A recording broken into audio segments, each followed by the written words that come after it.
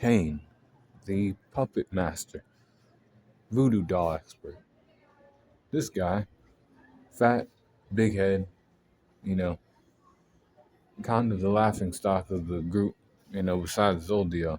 Zoldio can kind of hide how he's like weak, you know, because he like hops into other people's bodies and takes them over, right?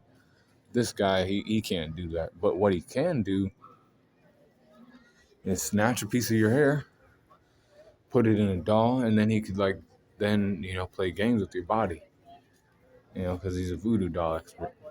All he needs is a piece of your hair, like that.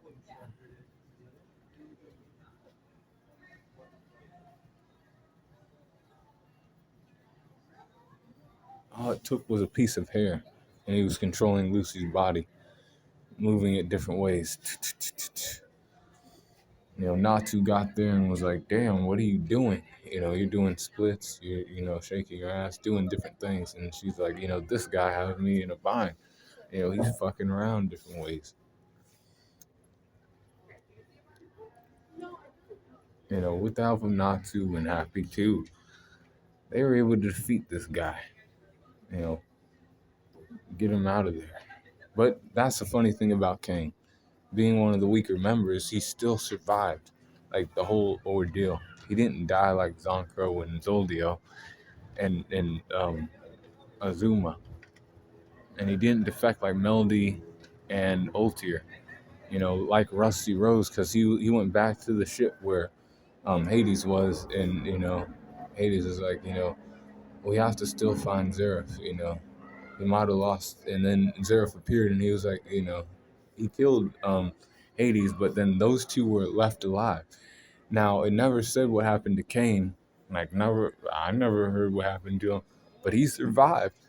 I think he just left left the Dark Guild shit behind, and he just lived his life, somewhere else. But Kane's strength's at 83%, with speed at 81%, durability 84%, endurance is 81%, 82 for his intelligence, with 85 for his experience, 85 for his close skills, and then range skills are 82%, 80 for his uh, recoup, and then 83 for his hacks. So overall power score is 82.6.